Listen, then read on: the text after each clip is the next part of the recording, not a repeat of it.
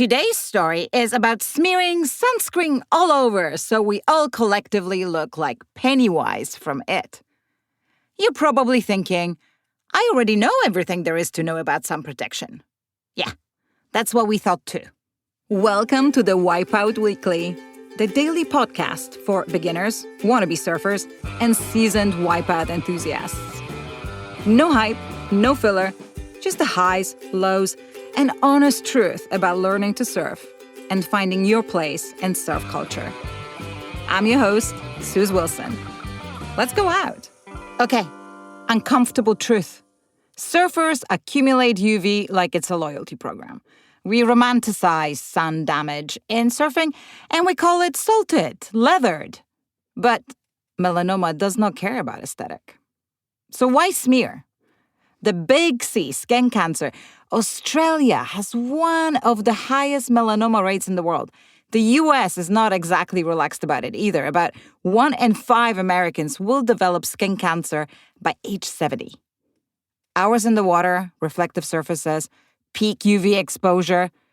We should at least be realistic about the risk.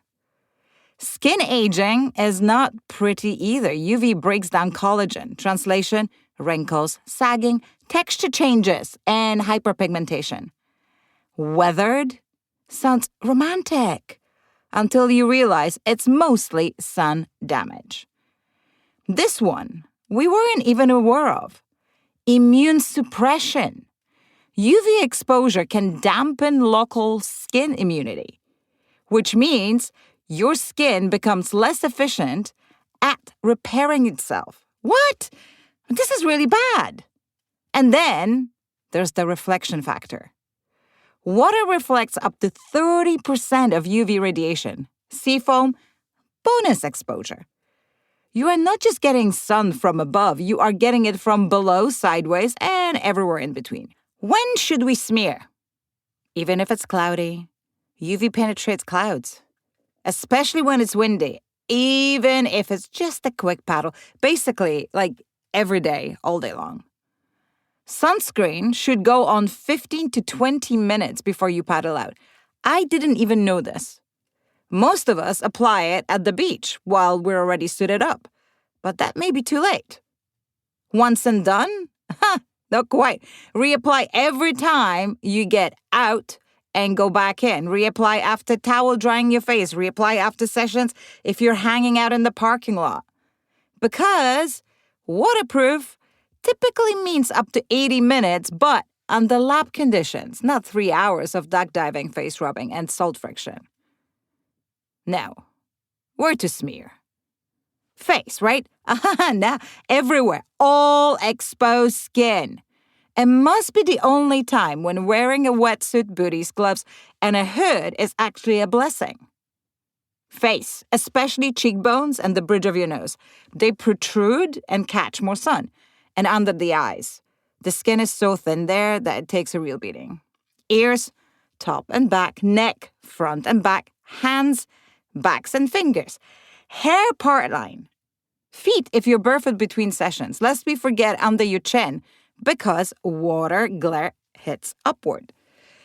And if you're lucky enough to surf in the tropics in a bikini, then like all over. Plus a little bit more in the spots where it may ride up and expose unprotected skin. If it sees the sun, smear it. That means your lips too. What to smear is a question on everyone's mind. The answer depends on your complexion, propensity to burn, where you surf, and what part of your body you're trying to cover. At minimum, use broad-spectrum SPF 30, but SPF 50 plus is preferred in high UV zones. Layering works too. Base sunscreen with mineral, zinc oxide, on top works wonders. Mineral formulas tend to stay better in the surf. Tinted zinc helps with white cast and provides additional visible light protection. Creams are better for using on your body because they smear better. Sticks are useful for reapplication and face protection. Thick zinc on the nose and cheekbones, when it's nuclear out there, are extremely recommended. From the community recommendations alone, surfers consistently lean toward zinc-heavy formulas that stay on in the water. But it doesn't end there. Oh, no. We all know that we should use reef-safe sunscreens, and most of those targeted at surfers already are. If reef impact matters to you, look for non-nano zinc and avoid certain chemical UV filters. Zinc percentage also counts. Higher zinc generally equals stronger physical blocking.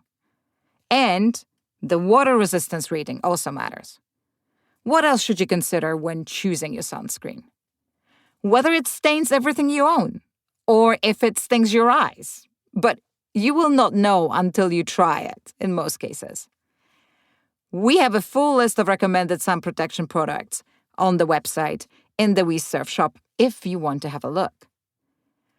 But there's a little bit more to sun protection than just smearing. The name of the game is cover yourself up. Choose from a selection of wide-brim surf hats. Some surfers wear trucker hats secured at the back. There's rashies, surf tights, gloves for long sessions. And of course, continue to smear accordingly. If you start late and some damage is already done, it can still be improved, but it will be costly because it involves treatments such as IPL, Fraxel, or fractional lasers. And that's all for today. Check out the Wipe Out Weekly for our free newsletter, more stories and ways to connect with us. Thanks for listening. See you tomorrow for more of the Wipe Out Weekly.